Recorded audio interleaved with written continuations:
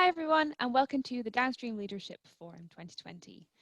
To start the day, we have the Chemical Distributor Roundtable, hosted by the European Association of Chemical Distributors. Just a reminder that if you're joining us today, if you're a full pass holder, that all sessions will be available on demand for a full 2 weeks post-event. Also, just a quick reminder that we will be having an audience Q&A at the end of this first session, so be sure to submit all your questions to the audience Q&A platform, Slido, which is just to the right of me.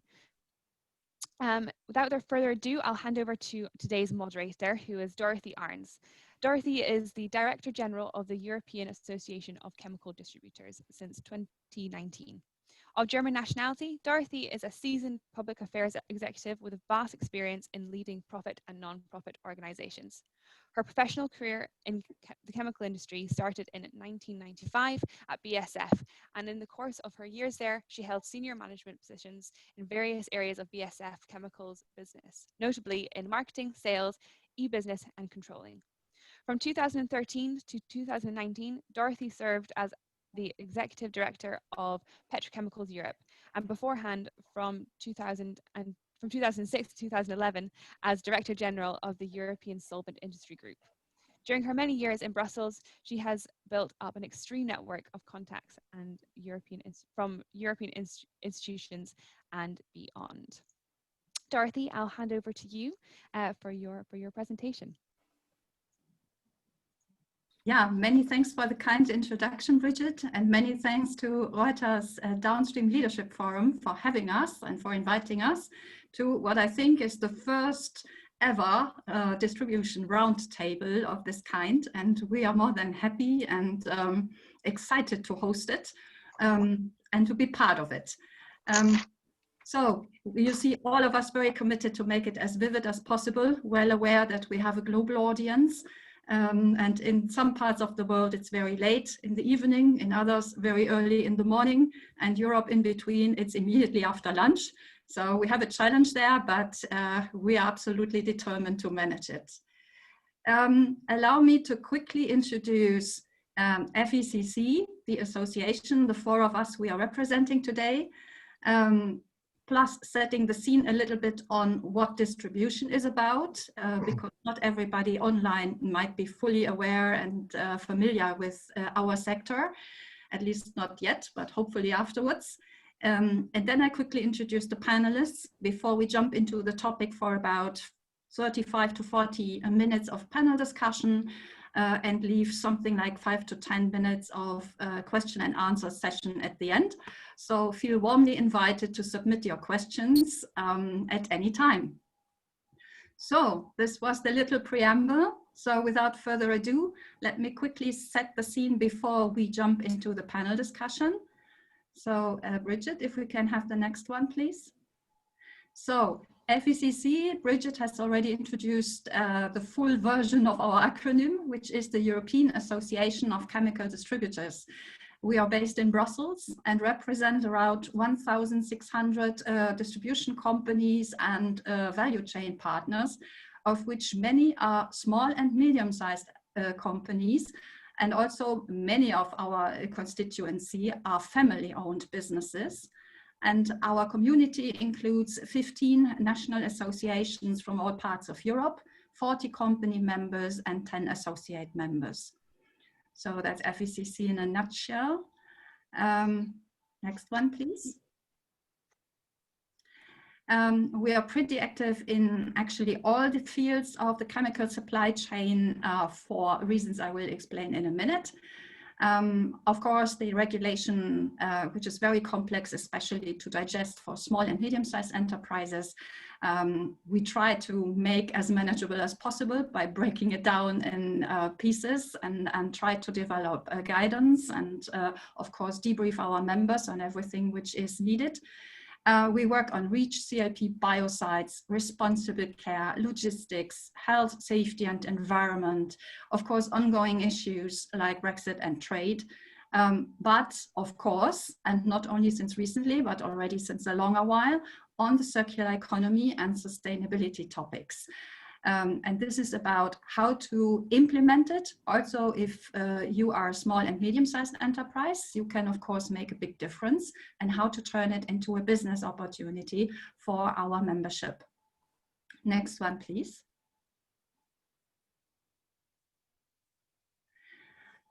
And we are very happy that we are in constructive dialogues with the regulators, but also with a lot of international associations which work on sustainable chemistry. And we are also active part of several alliances dealing with the topic.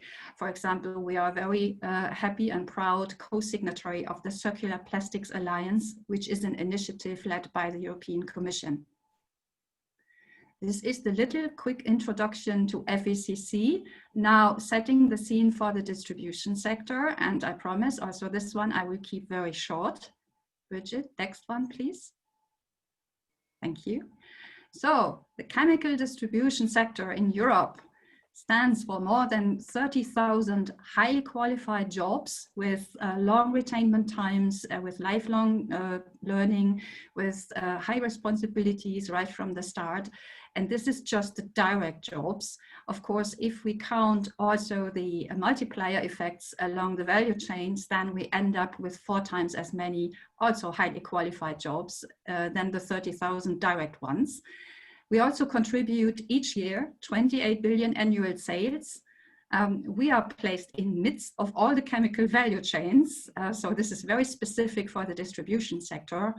Also differentiates us from other segments, although in many cases we are constantly confused with being transportation companies.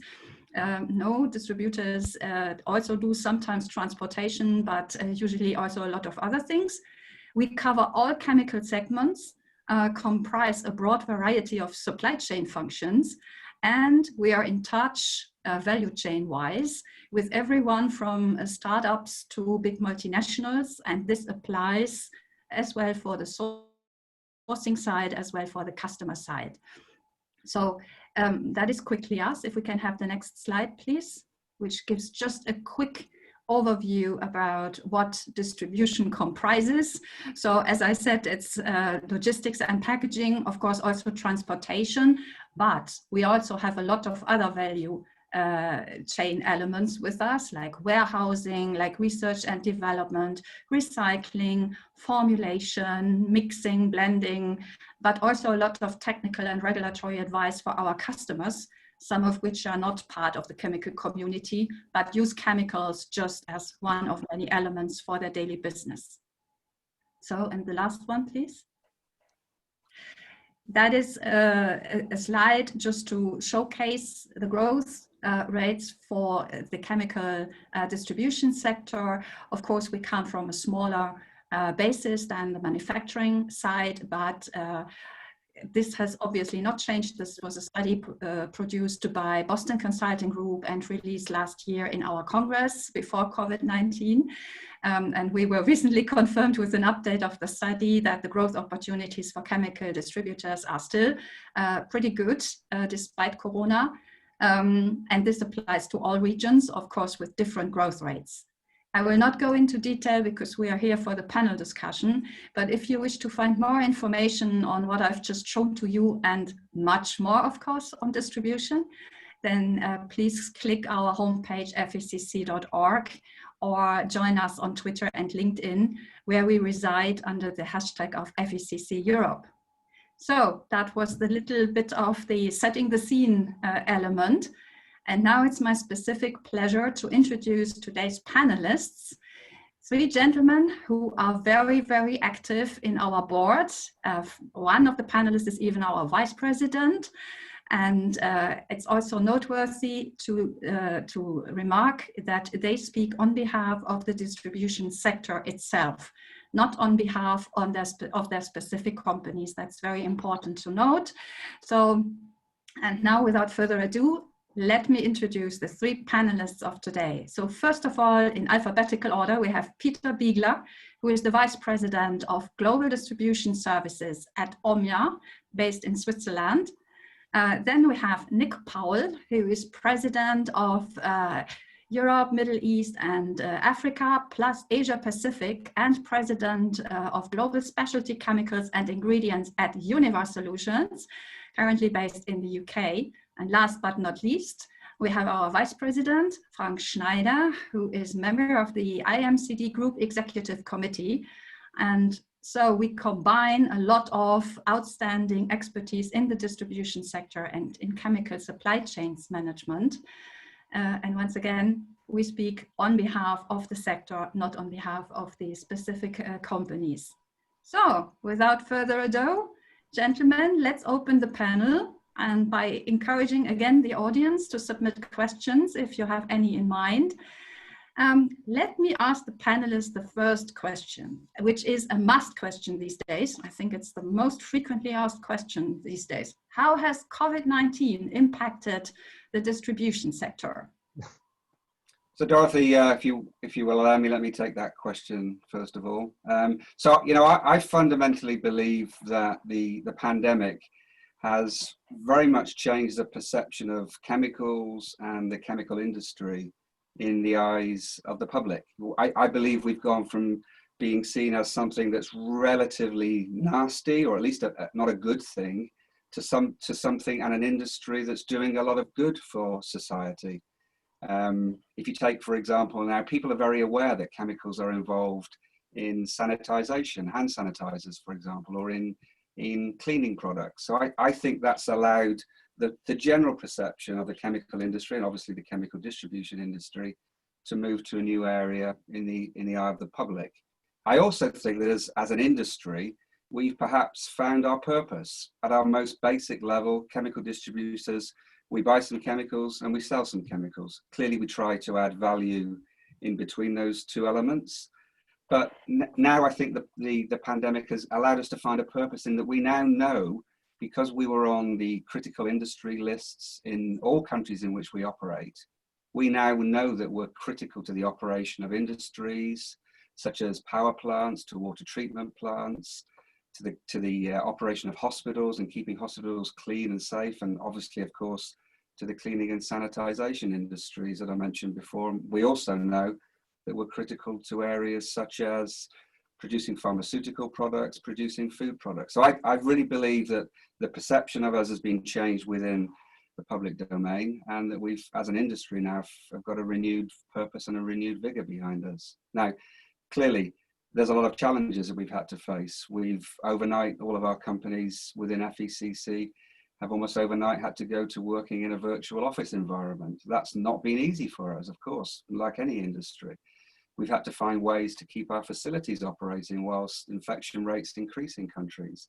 By and large, as individual companies and as a collective, I think we've done very well in keeping our wheels of industry turning. A few other challenges we've had to face. A lot of border controls were put in place initially, which made it very difficult for us to ship from one country to another. Restrictions on driver availability gave us challenges. And of course, with industry shutting down, we had the natural business challenges of managing our inventory levels and our working capital allowances. But, you know, I think as we look back now, I think as individual companies and as a collective industry, I think we've managed through these challenges extremely well. So those will be my initial thoughts. Mm-hmm. Mm-hmm.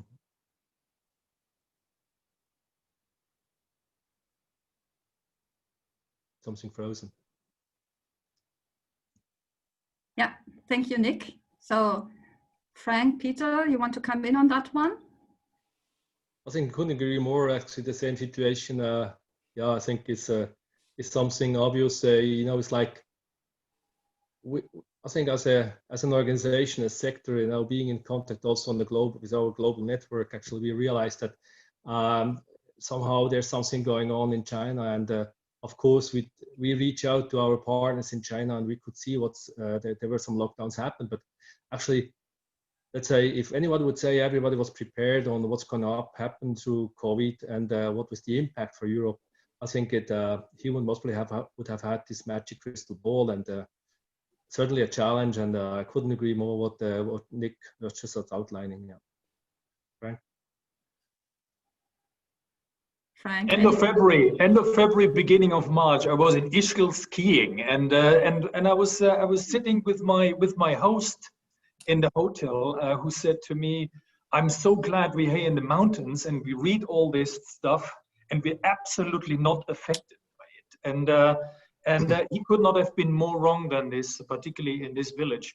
And I have to say that we all thought, okay, it will just go away, 2-3 months, everything will be done. It was not the case. And I have to say, the industry, our industry, was affected. But if I look at other industries, other parts of the community, of the societies, there was a much stronger impact on them than it was on us. But nevertheless, all of us had to show resilience. I think 2020 was for me the year of resilience. We could show, all of us, all people, whether it's young people, old people, physical resilience, but also business resilience. It was all about how can we overcome this situation. We have gone far so far, and when you look at our industries, our communities, our economies, we have proven this resilience. For me, that was a major challenge for us as an industry, as a distribution industry. We have survived so far. I think we will do also in the future. Yeah, couldn't agree more. Okay, so thank you for this first initial round on the pandemic, which might be somehow also linked to sustainability, but hopefully not become a long-term trend, because that is my next question. So what are the mid or long-term trends for the sector and for chemical supply chains? So what do you envisage there? Thanks, Dorothee. Let me go for this one. I think it's just as consequences of the actual situation of COVID-19, and that we all may be working towards the so-called new normal. How the new normal is going to look like is one part, and it's maybe linked to the way we work. Nick mentioned it nicely. Majority of our industry went to home office based. We learned how to use systems. We also learned how to trust our employees in the sector. I have been discussions with members of our sectors, and one of the major challenges for them was actually, hey, I have now people home. I'm used to have these people for a long time next to me every day, and all of a sudden they're all home office based. So it was kind of a challenge. The so-called, let's say, in our sector, what we see also, the demographics is not always like that. We all would call ourselves a digital native. So digitalization somehow was of a sudden just a key topic, and the digitalization will not move away anymore. And combine that to the outlook of the sustainability topic we are talking today on circular economy. You nicely showed also the challenges our sectors is confronted with. And challenges, I purposely use the term challenges because we have to remember that besides, let's say, big multinational enterprises, our sector comprises of a lot of SMEs.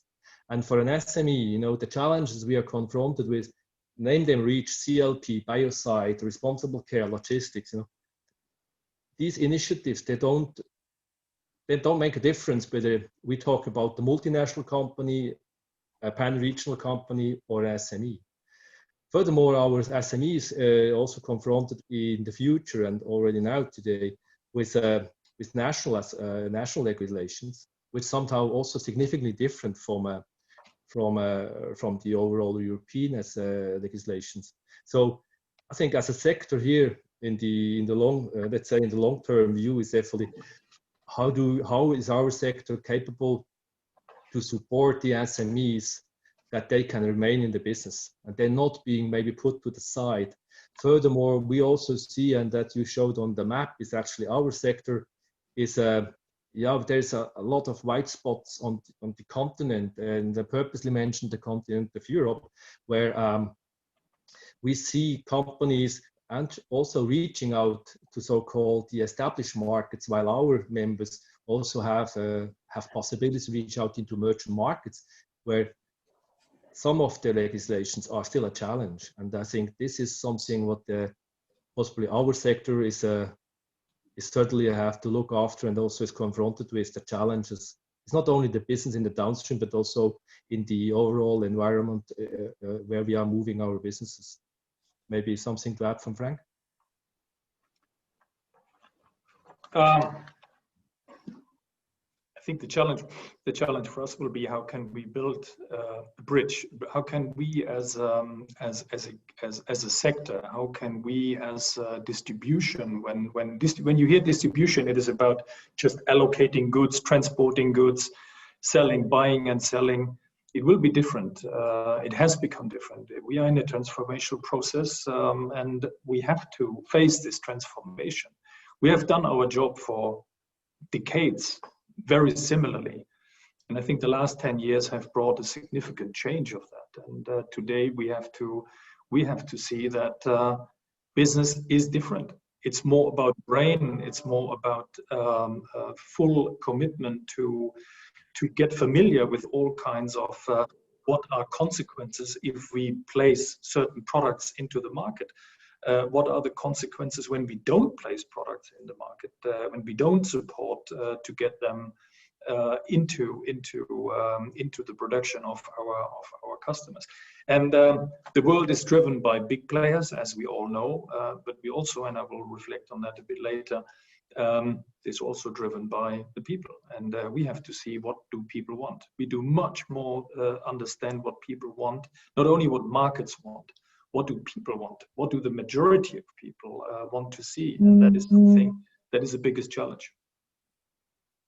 Yeah, just building on that, Dorothee, I agree with the points that Peter and Frank have made there. Just building on what Frank said, I think there's an important part that our industry can play. Producers clearly are in intimate contact with their larger customer base, but by the very nature of the industry in which we work in, we contact as distributors a much more diverse customer base, a higher number of customers, albeit that they're more at the mid to small end of that customer profile. But there's a lot of information there that we can be providing to our supplier partners to help them connect the research work that they're doing to produce more sustainable solutions to the demands that Frank referred to there, that both our customers have and the end consumers have. So I think that will play a big part in trends and the future of our industry as we go forward.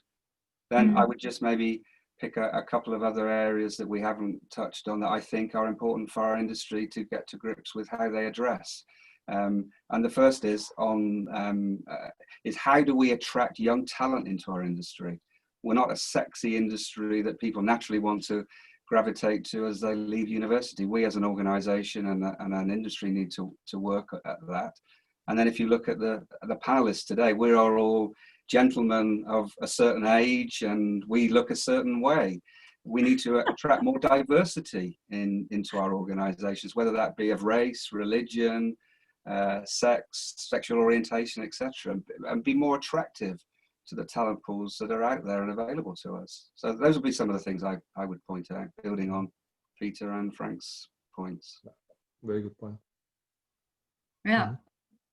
Yeah, indeed.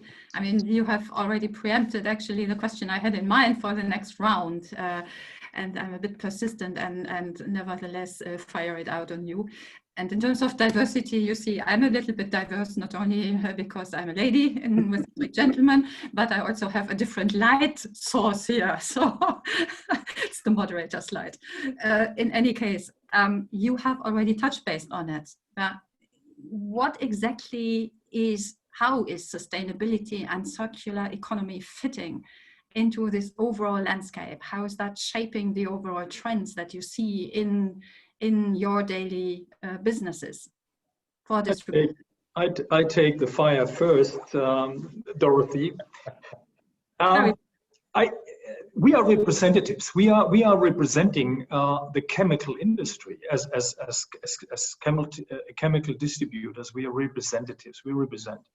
Now, when you look back a little bit, and that's even almost 50 years back, in the early 70s, the Club of Rome issued a study called the Limit of Growth, and it was a huge study that was clearly stating that if we continue to live as we did at that time, we would not exist 50 years later. Now we are 50 years later, and we're still there.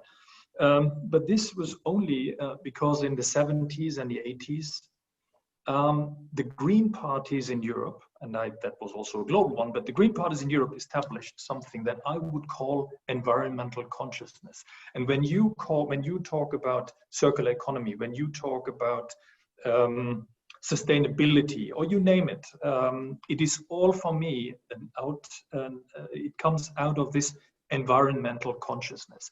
And this environmental consciousness was first established not with the chemical industry, it was first established by people, students, people that were going on the road, Green parties that were established in the early 80s. And in the beginning, everybody was laughing about them and saying, okay, what should we talk about them and why should we consider them as important? The thing changed 50 years later. And I have to say, what was the biggest enemy of the Green parties? Nuclear power producers and the chemical industries. So we were in the spotlight of these people. They were attacking the chemical industry, and we were seen as enemy. When you look 50 years later, the chemical industry has become a partner for these people. When you look at the Green parties today in all Western countries, they consult the chemical industry, and chemical industry leaders are long-time advisors to this industry. Now, again, we are representatives of that. Chemical distribution has to take it further when we go into the markets. We have to be aware that there is no endless use of petrochemicals. We have to find ways. First of all, oil reserves are getting, or petrochemical in total will become less available. And at the same time, we also want to reduce waste. And this as a combination is the biggest challenge. We know a lot of customers. We know a lot of customers that then build products for the end customer that have no direct access to the knowledge. How can I use my products in an environmental friendly way to fulfill the environmental conscious requirements of all the population? And that is where we can play a role. That sounds very heroic, but that's the way. That's the job we have to play. Not just just take products and sell them on. We have to give a label to the products, and the label has to be, how can you use it in the best way that it does not turn back into the sea, into the air, but it can be reused. That is the challenge that I would see for us as an industry. How can we support this process? Which again is a very long process. Guys, maybe from my side to add here, Frank, I think it's I couldn't agree more on that one. And also when I look at our sector, you know, for how long we're already talking about responsible care, about the responsible handling, the way we work, the way we let's say train our members and give member access to training, to understand what they're doing. And I think the challenges we have in our sector here in terms of circular economy is that we also can reach out to our, let's say, sector's customers, you know, because this is also some of our responsibility, I think. It's not only the, let's say, the flow of material and the handling of material within our, let's say, our channels. It's also that we reach out to our partners on the downstream. And partners in the downstream, these are the partners who actually move our goods. Not all of our members have their own fleets, you know. They pass on materials in a partnership to a forwarding agent. But also, we then also address or supply materials to, as we said, also small, mid-sized enterprises who are producing products which have can have an important role in the day-to-day life of us as human beings. And sustainability and circular economy fit nicely into our agenda of responsible care, as it's just a consequence of a journey we started. Maybe. Yeah, I would suggest maybe, Dorothee, we move on to the next question. I agree wholeheartedly with the points that Frank and Peter have made there. Maybe the one thing I would add in is not only is it a challenge for us that we need to rise to and address, but for our industry, it's also an opportunity for us, isn't it, to demonstrate how we can connect the information sources, if you like, the producers, those that set legislation, to our customers who, as Frank pointed out, typically don't have the resources. So it's a real opportunity for us to continue to add value as an industry, wherever we might operate around the world. Yeah, I think that is very important to stress. I mean, you can always see that both ways, but I think we all see that we hit the limits of our planet every day. Maybe less now with Corona, because we are not so much anymore in endless traffic jams and missed planes because the schedule was too tight and so on. That we all see that we cannot go on with the way of living we have been doing for the last decades. So I think there is definitely not only a rationale, but there is also a lot of opportunity in the thought of sustainability and also social economy. Now, you have made a lot of statements on that already, but what about, let's say, practical examples that you could possibly share with us where distributors can contribute or have contributed to sustainability and added value?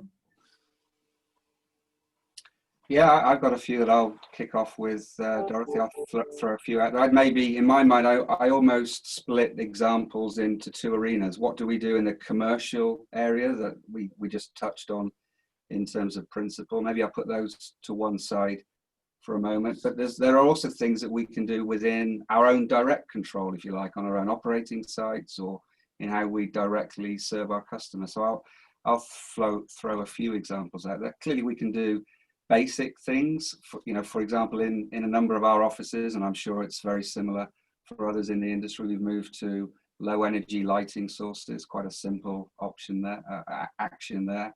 We've actually had two sites, one in Italy and one in Spain, where we've installed solar technology, and that now means that those facilities, those sites, have been able to reduce their energy demands by over 50%. Again, it's quite simple, it's quite basic in the modern world, I guess.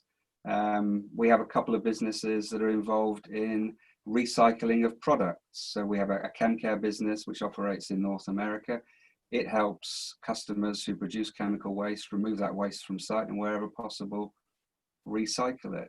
We also have a solvents business, and I'm sure there are a number of these around the world that will take waste solvent streams and recycle that in the Nordics. And there's a specific example that we'll maybe talk about a little bit later. But those will be some things I'd throw out there, and I'll turn it back to Frank and Peter for other thoughts. Packaging reduction.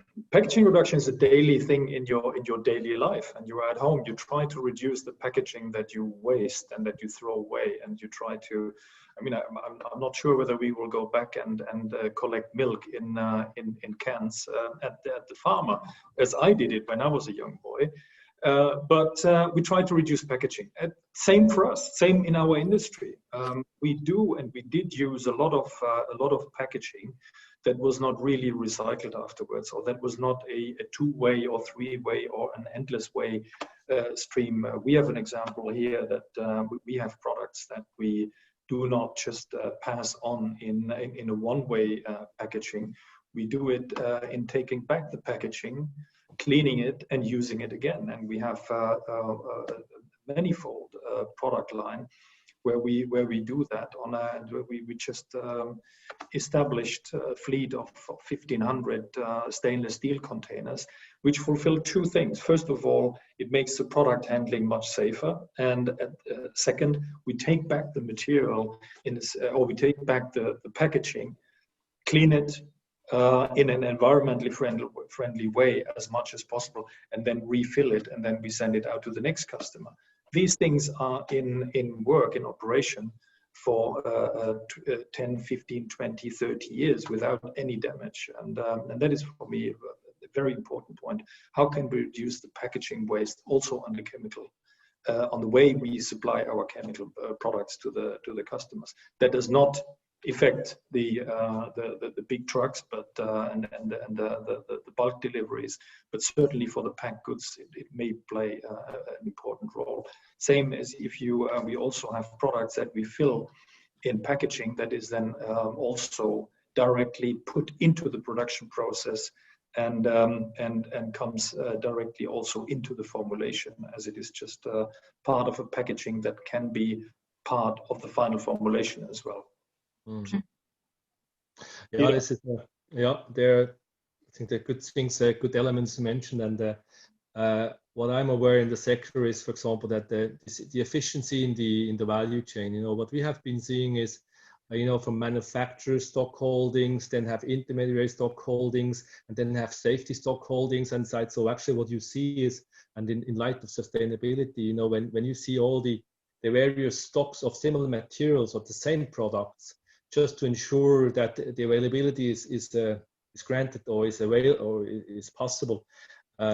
There are efficient supply chain solutions in place where actually the responsible use of raw materials actually goes upstream.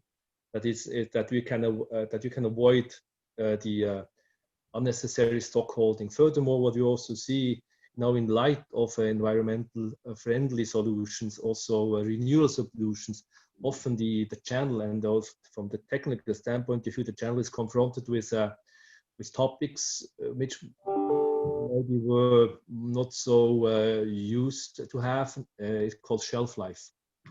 And shelf life gives also an impact on the possibility of stock holding, and having optimized or let's say active proposals to the manufacturing industries allows the manufacturing industry also to optimize or maybe even provide more innovative products for the industry. So it's the combination of both, either support on the value chain with efficient solutions on optimized stock holding, but also giving then the manufacturing industry towards their innovation the possibility to go for even more innovative solutions on renewables, which then actually close the circle in terms of sustainability on renewable, but also on the circular.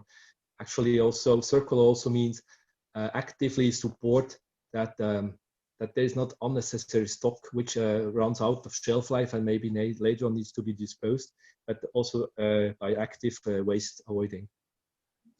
Peter, you are based in Switzerland, and Switzerland is a very big supporter of train transport. Mm-hmm.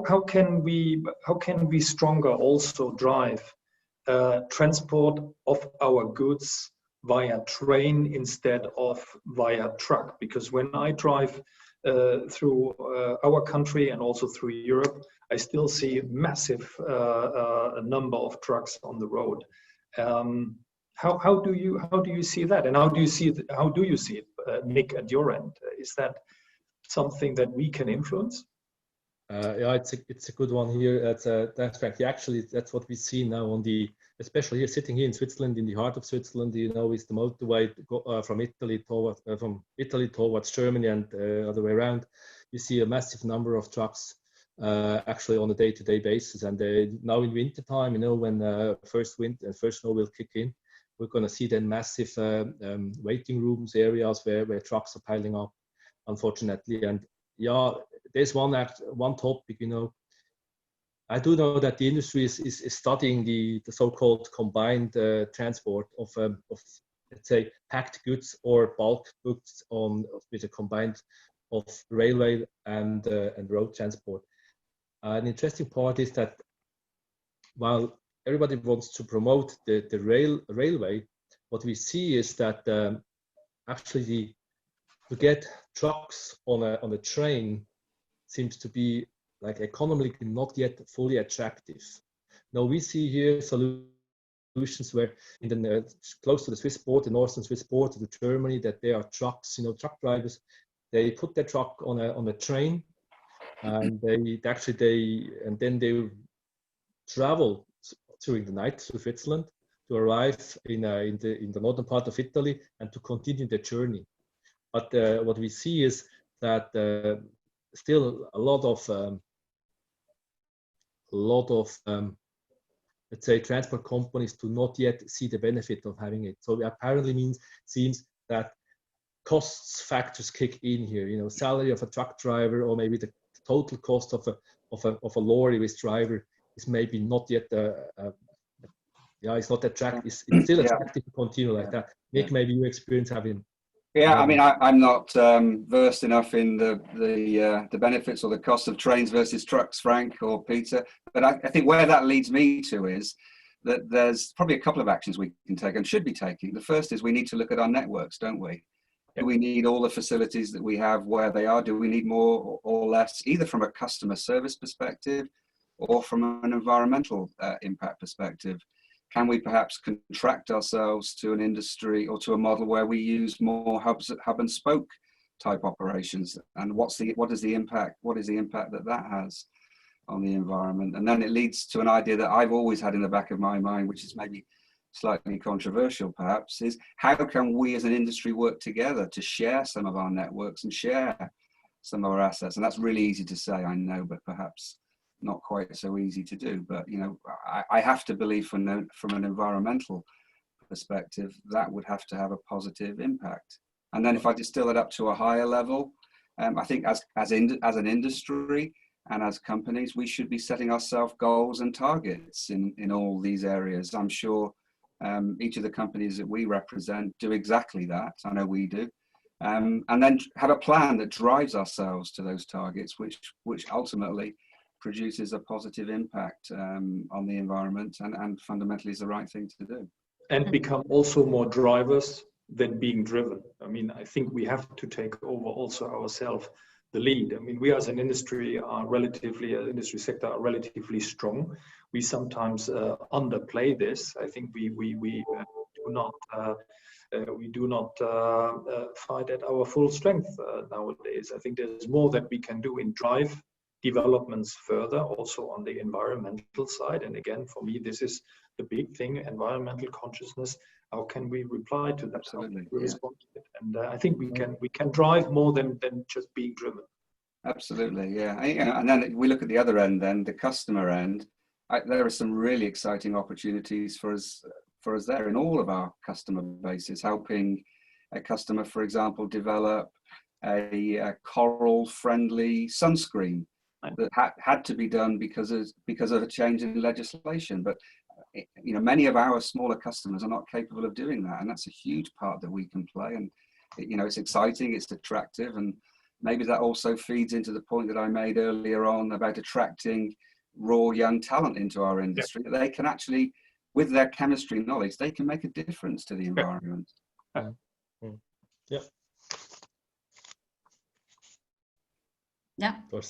That's a lot of points you have mentioned, which actually would all merit a follow-up discussion at some other forums in the future. First of all, I think it's really a compelling story for young people as well to see the solutions and the benefits and how it contributes to the United Nations Sustainable Development Goals. We should be the leaders and don't wait for others to lead.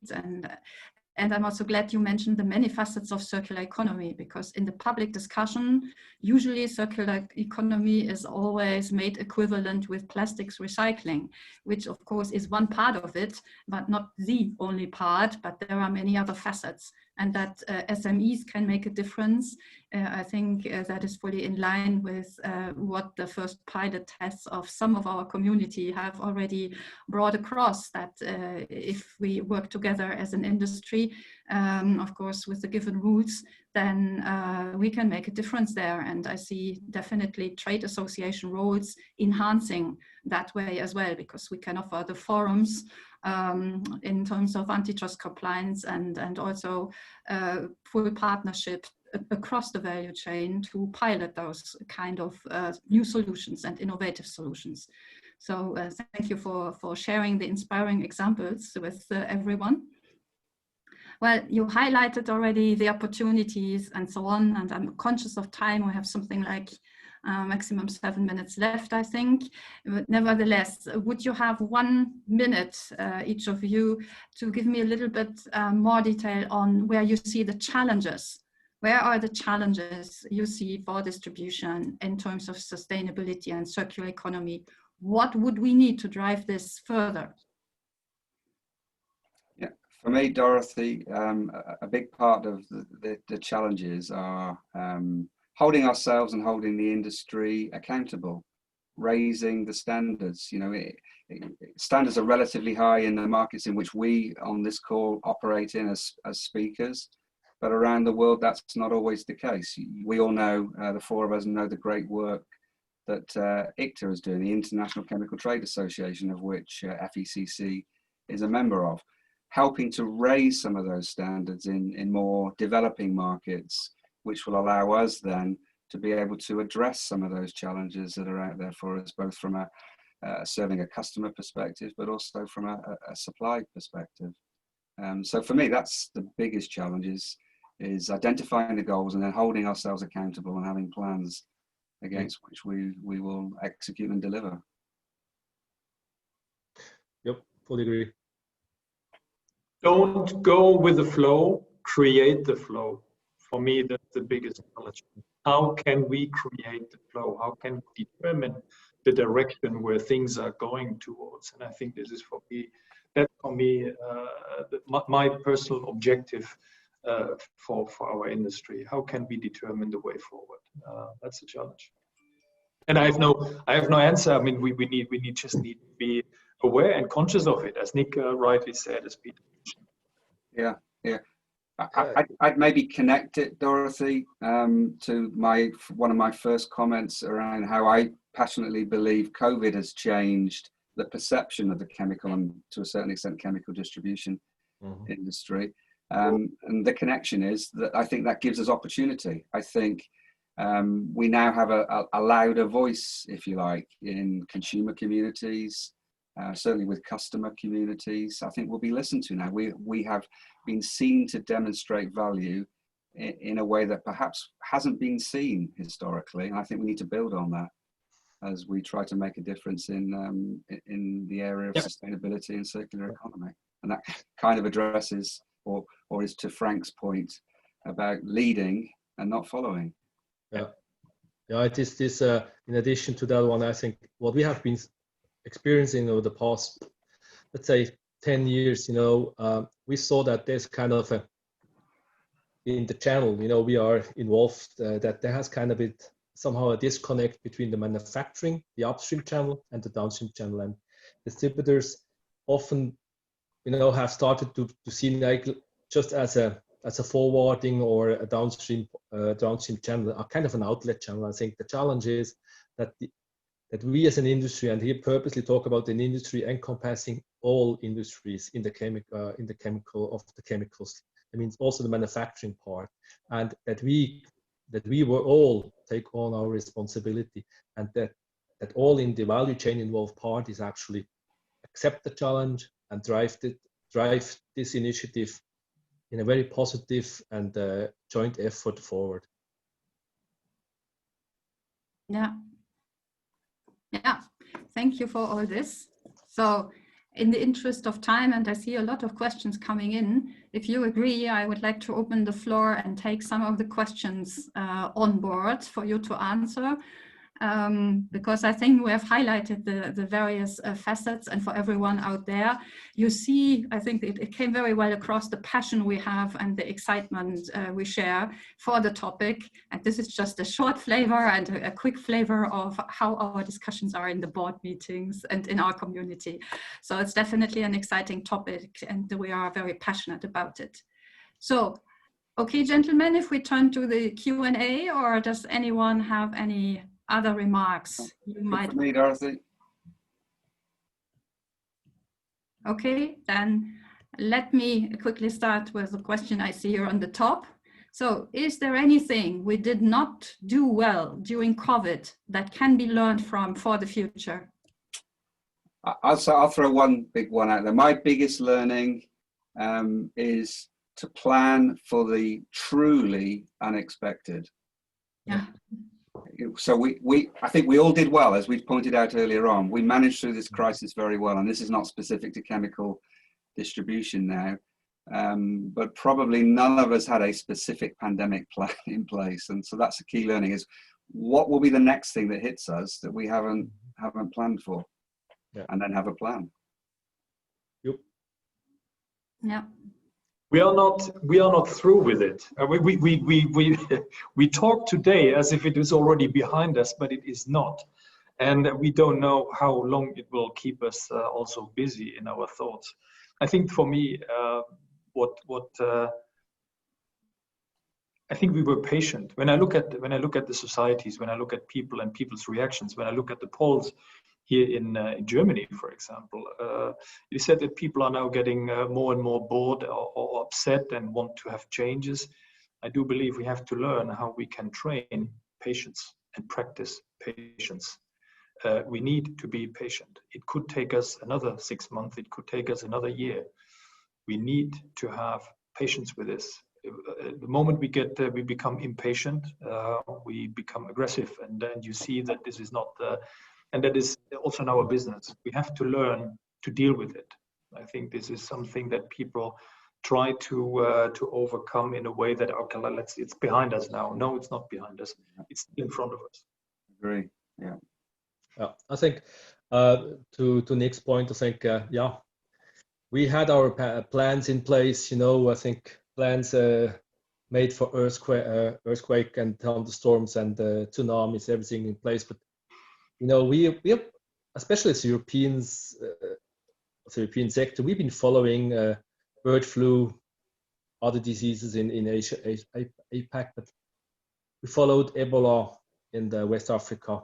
Sad story down there. But have we ever been confronting ourselves about that this could also hit us? I would doubt so. And I think the learning here is maybe think for the unexpected.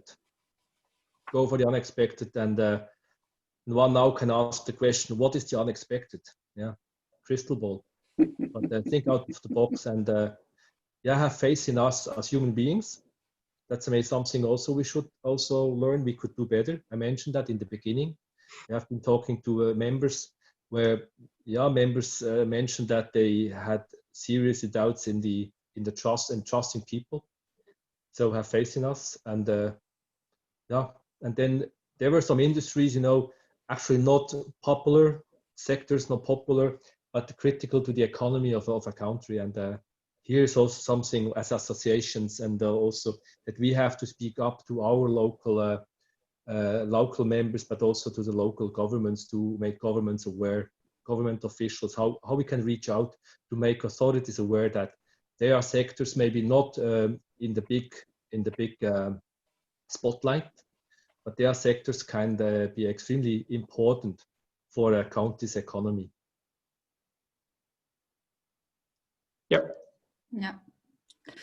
Yeah, indeed. I think that was also a lesson learned, that it's not always the big quantities which make the difference, but sometimes it's the small quantities, but the crucial ones for necessary supply chains. And from my perspective, honestly, it was the border closure in Europe, which I would have never envisaged to happen. I've never had that in my life, and not only for personal reasons as a German working in Belgium, but also for other supply chains. I mean, we saw the knock-on effects, the kind of domino effect then spreading across Europe, and can only hope that this does not happen again. Fortunately, now with the second wave becoming more vivid here in Europe, at least the borders remain open in most of the countries. So let's take another question. Oh, wow, this now refers to digitalization. So with digitalization, do you agree there is a danger producers will bypass distributors and sell directly to smaller customers? There's always that danger there, Dorothee. Of course, it's a possibility, and in some areas it will probably happen. Yeah, but I think the fundamental answer to that question is addressed in how we add value through the full length of the supply chain, from a supplier to a customer, and vice versa. And as we've touched on today, and we have only really touched on it, we as an industry do a huge amount to add value to customers and also to our producer partners. So if we get that right and we continue to build on it, then I don't personally see it as a major threat. But it's something that we can't ignore. We have to keep continuing to add and build value for all stakeholders within this commercial process. Yeah, I could agree more on that. But what Nick's saying here, looking at digitalization, especially when you talk to SME sectors, I do know I repeat myself also the SMEs, but I think this is where the classical distribution business is active. So what we see is digital actually is a kind of a carrier, is a tool, you know, and if one of a manufacturer actually offers the possibility to do transactions on a direct basis, that's something which I think the generation in place now, you know, is used to do. But what we still have is, and that's something we should not forget. As an SME sector, you know, we are addressing and we are supporting the significant numbers of SME manufacturers on the downstream. And these manufacturers, they are, as our members, in the same boat as they are confronted with a constant changing environment. And I would think that the digitalization for our sector on the SME is a huge chance, because it allows to do standard transactions in a very simple form, you know, but also then focus rather on what's next. Give also the SME the chance to become innovative, to get access, to bring their business forward, also in terms of sustainability. You know, today I think we may talk about sustainability as a kind of something which is a Damocles sword above our heads, but I would think sustainability combined with digitalization can also become a great future for so-called our new normal. So I wouldn't consider this as a danger that the business is going away. I wouldn't see that. Yeah, right? Yeah. I couldn't agree more. From my perspective, I mean, digitalization is a big term for 20,000 different aspects. And if it's the competition via e-commerce channels, then I would share my experience from the past that it is not as easy as it might seem. And regulation on chemicals is quite complex. So it's nothing like, not comparable with books or something like that in a sales channel via e-commerce, but the substances also need to be handled safely and environmentally friendly. So that all is a challenge for, let's say, classical e-commerce business, like we have in books or in dresses or something like that. For the sake of time, let's take another one, which just shot up. Here in the US, we are held less accountable for our environmental footprint. How can distributors hold their regional communities accountable and help? Yeah, I mean, I'll take a swing at that. I think one of the things we need to be doing is signing ourselves up as companies and as industries to many of the principles that are out there. It's, you know, areas such as the net zero greenhouse gas emissions protocol to reduce to a net zero position by 2050. A number of companies in our industry have signed up to that. You know, and doing things like that begins to raise the standards. We've got to get our bodies, so FECC, NACD, having a strong voice in these communities and trying to help lead the way here and not accept that standards are lower in some parts of the world, wherever that part of the world might help be. to establish awareness, help to establish the awareness what has to be done and how we have to do it. And then help also our business partners on both sides, on the supplier side as well as on the producer side as well as on the customer side. Yeah. Help them how to find their ways. That means we need to have our own brain power in this. Yeah, it's something what we see also when talking to our colleagues from NACD. Actually, they do a fantastic job, and they have a wonderful setup, and also the way the training they offer is also to the, let's say, to the distribution to their members. It's outstanding. The programs they have, the opportunities to educate or give people access to training. It's just, I think it's just wonderful.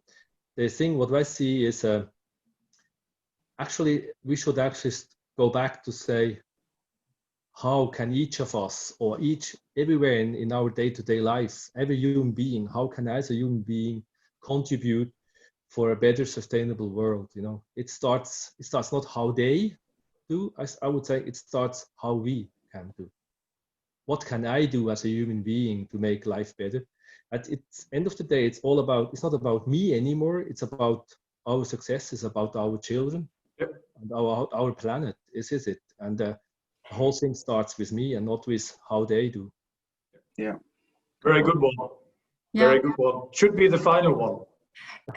You preempted. Final statement. We run out of time. I apologize to the many questions we still have left here, although reading to some of them, I think we have already answered them in the previous statements. So, but unfortunately, it brings us to the end of the session because we first have no time left, and secondly, some of our panelists have other commitments right now, so we cannot extend, unfortunately. But I hope you have all enjoyed the session as much as we have done. I thank the three gentlemen as panelists for having this interactive conversation, which I hope was of interest to everyone. I would trust so. And I thank you all for listening in and for submitting all your questions. And last but not least, of course, I thank Bridget and Reuters to invite us, or for having invited us to the Downstream Leadership Forum. So the last minute I crashed it. So many thanks to everyone. Stay safe, and we hope to be in touch with you at another occasion soon. Bye-bye. See you. Bye-bye.